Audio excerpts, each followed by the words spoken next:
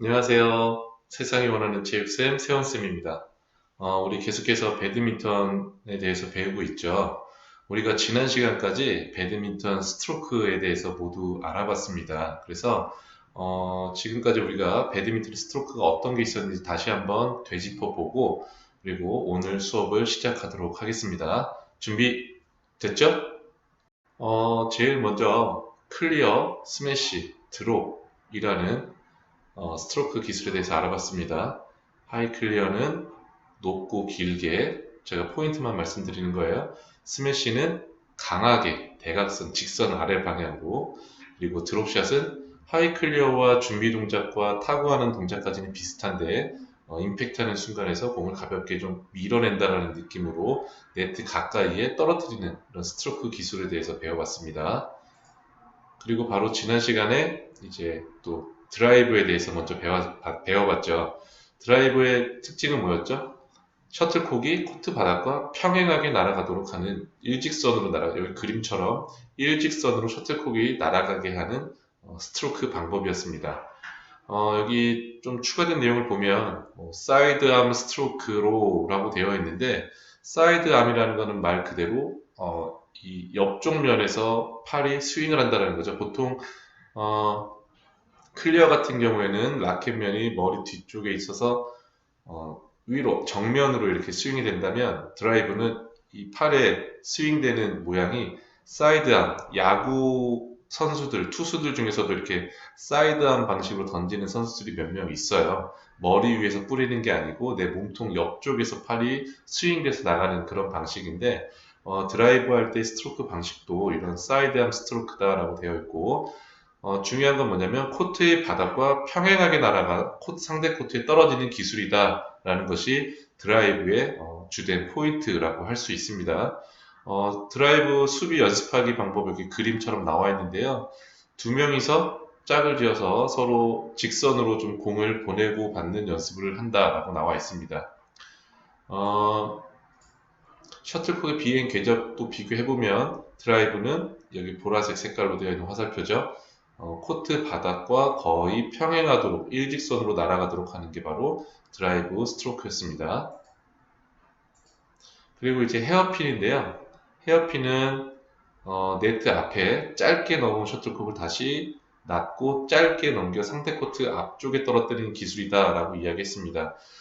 상대방이 나한테 나의 네트 쪽으로 짧게 떨어진 공을 강하게 치는 것이 아니라 이동하면서 라켓을 갖다 대주는 느낌으로 그래서 그 반동으로 네트 바로 살짝 넘어가는 그래서 상대 선수가 코트 뒤쪽 편에 있을 때 앞쪽의 빈 공간을 공략하기 위해서 사용하는 스트로크 방법이다 라고 배웠던 것 같아요. 여기 좀 더 추가된 설명을 좀 볼게요. 헤어핀을 공격 스트로크로 분류할 수 있는 이유라고 되어 있습니다. 헤어핀은 스매싱처럼 강하게 내리꽂거나 뭐 클리어처럼 멀리 보내는 그런 스트로크가 아닌데 이것도 어떻게 공격이라고 볼 수 있을까요? 라는 그런 질문에 대한 어떤 답인 것 같습니다. 한번 볼게요. 상대가 네트에서 멀리 떨어져 있는 상황에서 상대가 네트에서 멀리 떨어져 있는 상황에서 헤어핀을 구사하면 득점할 확률이 매우 높다. 그렇겠죠? 상대 선수는 코트 뒤쪽에 있고 앞쪽이 많이 비어 있기 때문에 그 앞으로 공을 살짝 넘기면 아무래도 상대 수비 입장에서는 또 그걸 받아내기가 쉽지 않겠죠.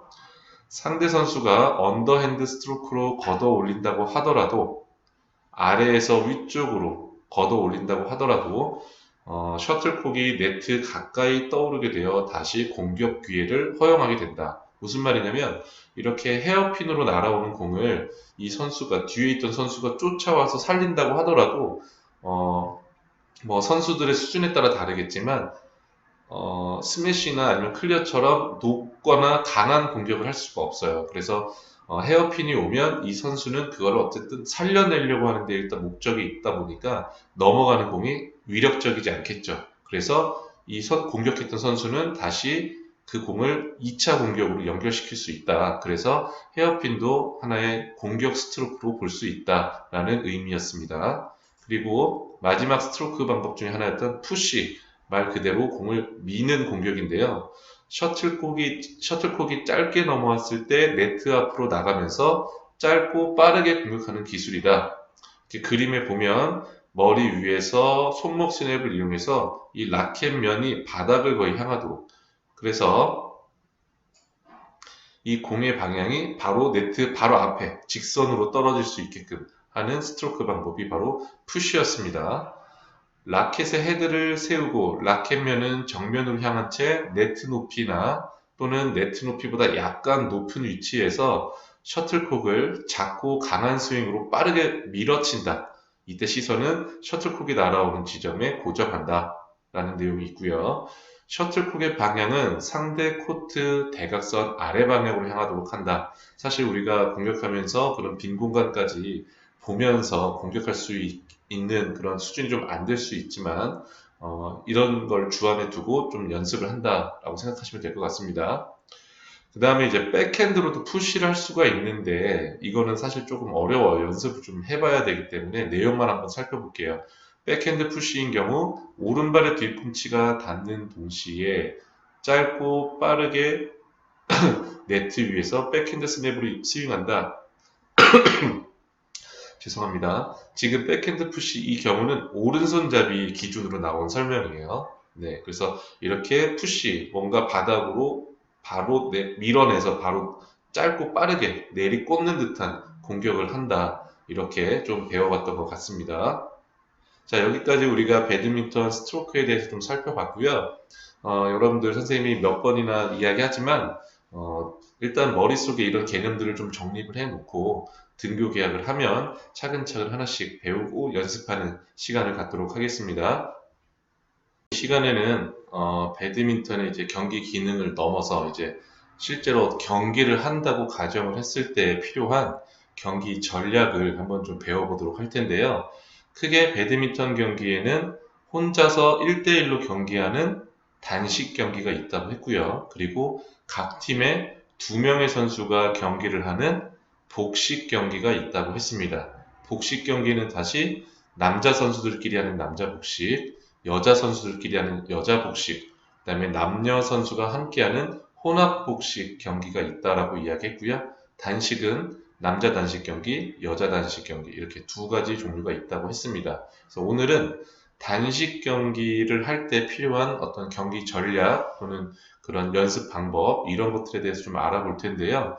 우리 교과서에는 304쪽에 그 내용이 나와 있습니다. 그래서 오늘은 교과서에 있는 여기 단식 경기 전술에 대해서만 좀 살펴보도록 하겠습니다. 좀 크게 볼게요. 배드민턴은 자기 코트의 빈 공간을 적절하게 방어하고 상대 코트의 빈 공간을 노려 공격해야 한다. 라고 나와 있습니다. 이게 기본적인 어떻게 보면 경기 전략이 될 텐데요. 자, 첫 번째, 우리가 오늘 살펴볼 단식 경기 전술입니다. 첫 번째로 상대를 많이 움직이게 하는 공격이다 라고 했습니다.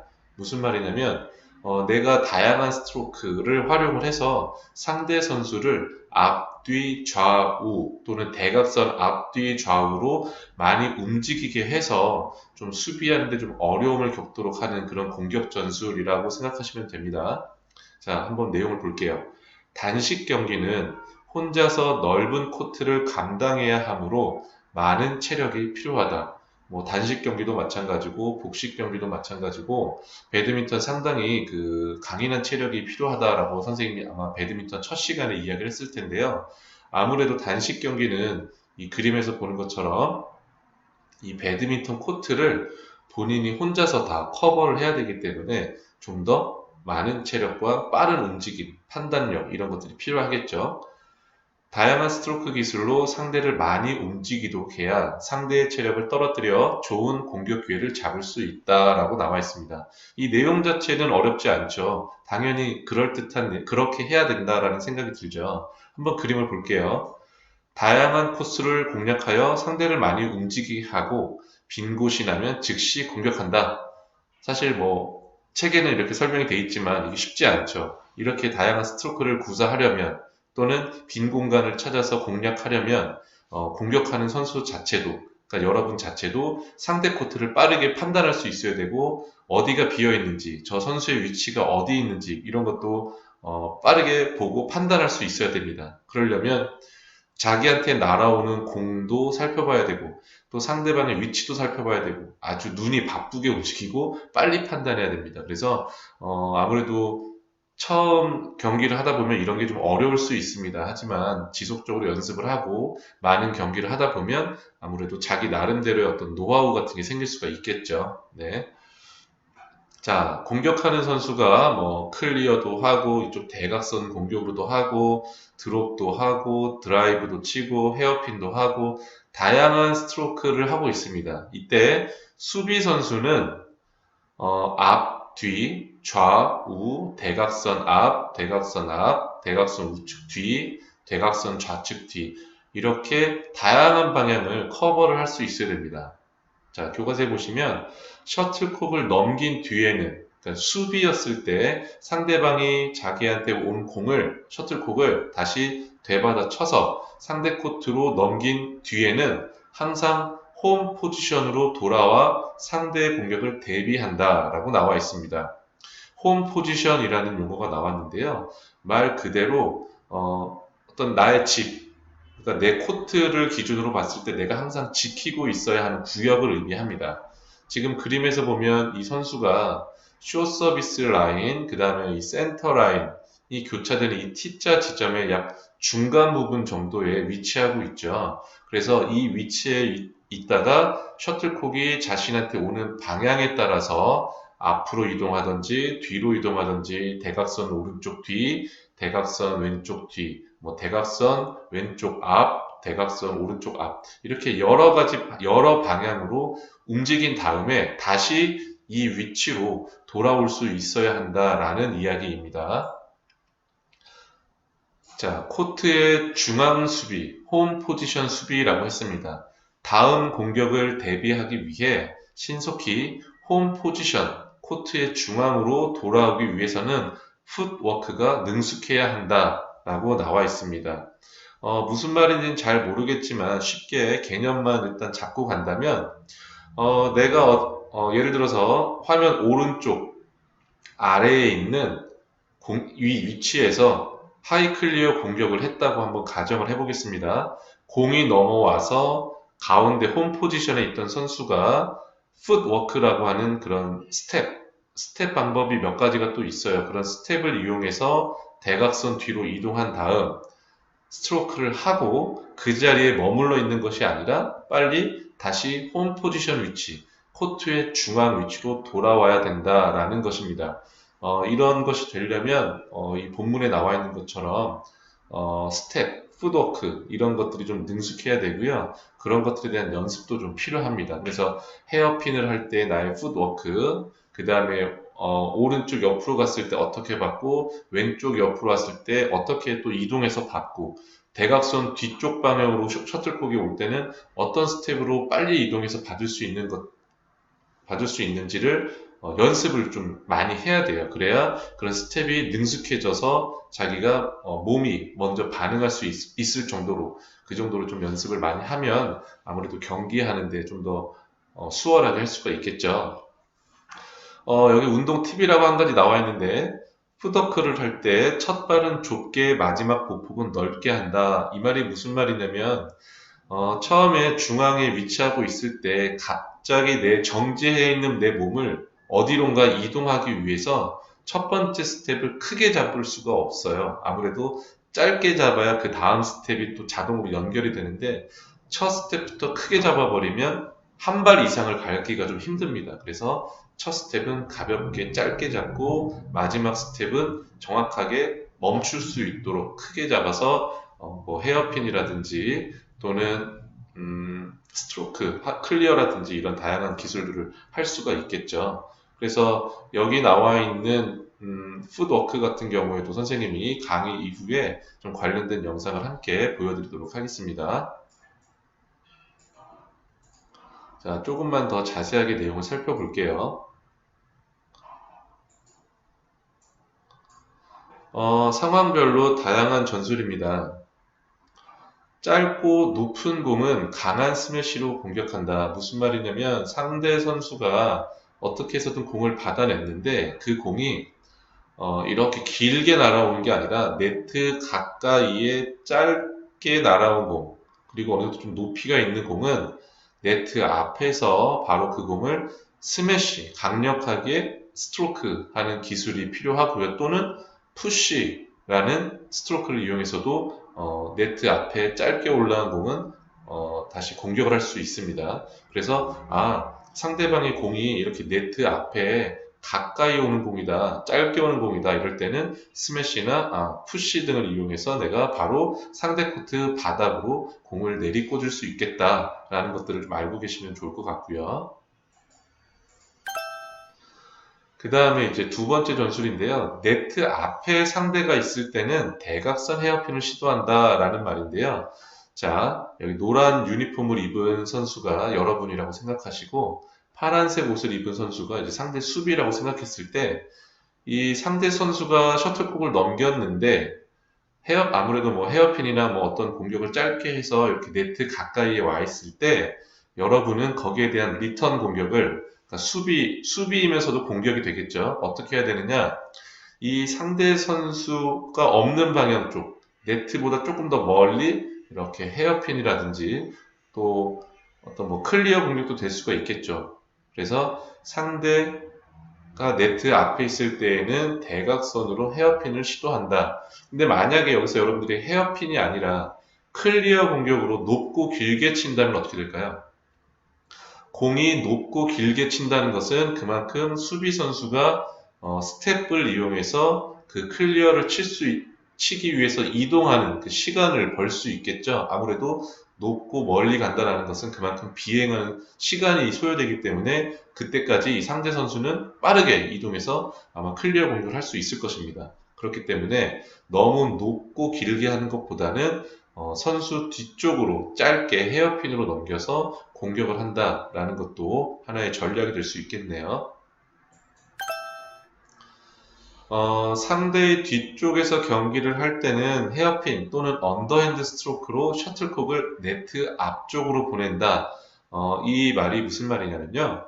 상대가 뒤쪽 코트, 그러니까 상대가 이 롱 서비스 라인, 백 바운더리 라인 이 근처 코트 뒤쪽에 위치할 때는 상대적으로 네트 앞에 공간이 많이 비어 있기 때문에 헤어핀을 해서 네트 앞으로 짧게 떨어뜨린다. 또는 언더핸드 스트로크. 손을 아래에서부터 무릎 아래로 낮게 날아오는 공을 아래에서 위로 이렇게 걷어 올리는 듯한 스트로크 방법을 해서 네트 앞쪽으로 떨어뜨린다라는 전술 방법이겠습니다. 이번에는 노란색 옷 입은 선수가 상대 선수네요. 이 선수가 공을 쳐서 넘겼습니다. 이때 이 선수의 위치는 아무래도 네트보다는 좀 뒤쪽에 있는 상황인데 이렇게 공이 날라올 때는 앞쪽에 빈 공간으로 이렇게 공을 떨어뜨린다라는 전술이 되겠습니다. 자, 그리고 스매시로 공격할 때는 재차 스매시를 하지 못하게 셔틀콕을 좌우 낮은 쪽으로 보낸다 라는 말이 있는데요. 자, 무슨 말이냐면 이 선수가 파란색 옷을 입은 선수가 이 노란색 선수에게 스매시로 강하게 내리꽂는 공격을 했어요. 그래서 이 노란색 옷, 유니폼을 입은 선수가 그 공을 받아냈는데 강하게 날아오는 공일수록 거기에 내가 라켓을 갖다 대주기만 해도 그런 어떤 그 힘이 있기 때문에 다시 셔틀콕은 튀어오릅니다.